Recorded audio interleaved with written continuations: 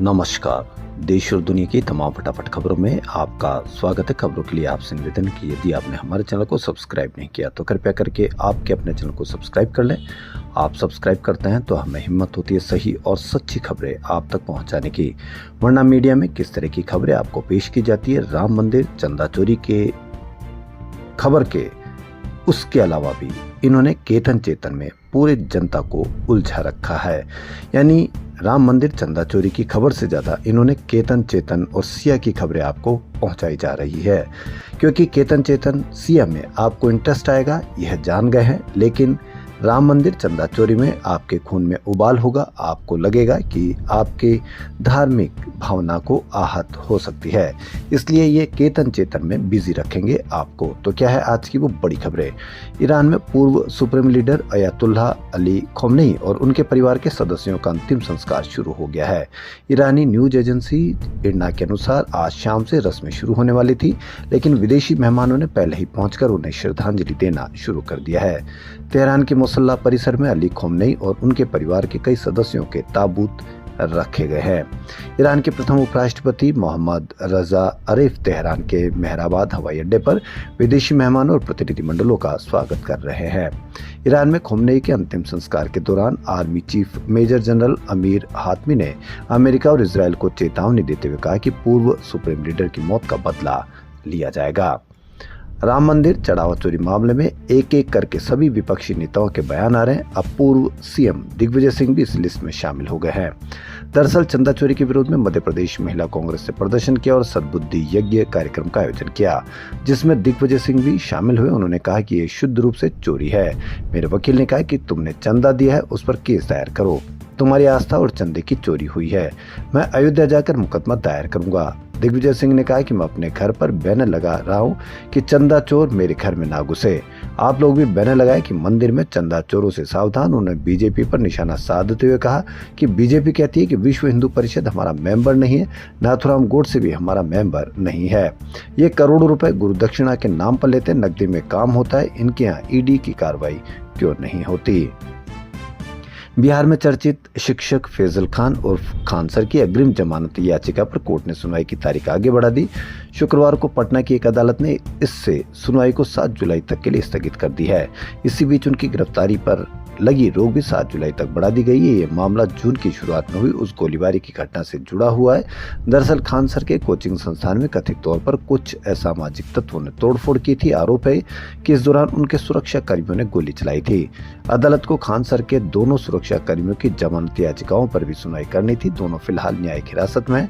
शिक्षक रोशन आनंद के अधिवक्ता सत्यम झा ने कहा कि जिला एवं सत्र न्यायाधीश की अनुपस्थिति के कारण आज मामले की सुनवाई अपर जिला एवं सत्र न्यायाधीश की अदालत में हुई। अब अगली सुनवाई 7 जुलाई को होगी। खान सर के वकील अरविंद कुमार मुआर ने भी इसकी पुष्टि की। उन्होंने कहा कि खान सर की गिरफ्तारी पर लगी रोक 7 जुलाई तक बढ़ा दी गई है।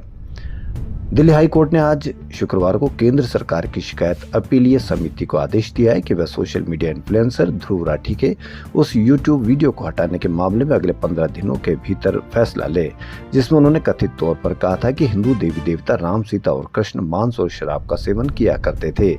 जीएसटी सरकार की ओर से बनाई गई एक अहम संस्था जो यूजर्स को सोशल मीडिया प्लेटफॉर्म और अन्य ऑनलाइन इंटरमीडिएट्स के फैसलों के खिलाफ अपील करने की सुविधा देती है। ये फैसले ऑनलाइन कंटेंट या अकाउंट से जुड़ी शिकायतों के संबंध में दिए जाते हैं। दिल्ली समेत कई शहरों में ई रिक्शा चालकों के लिए परेशानी बने 3 ऐप को सरकार ने ऐप स्टोर से हटाने के आदेश दिए। ये ऐप BET, BMS लॉजिसी और इपोचली आयन है।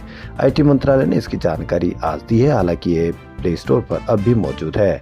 हाल ही में शिकायतें मिली थी कि कुछ लोग इन ऐप से ब्लूटूथ के जरिए ई रिक्शा की बैटरी को बंद कर देते और ई रिक्शा को रोक देते थे। इससे चालकों को काफी परेशानी हो रही थी। इन घटनाओं के वीडियो भी वायरल हुए।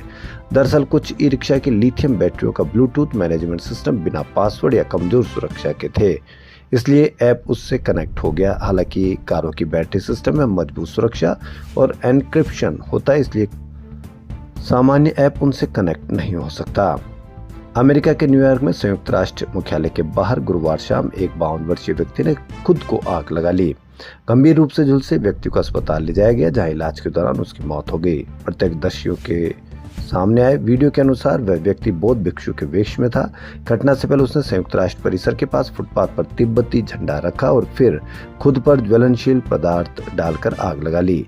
पुलिस को घटना स्थल से कुछ पर्चे मिले जिन पर चीन को तिब्बत से निकालो लिखा था।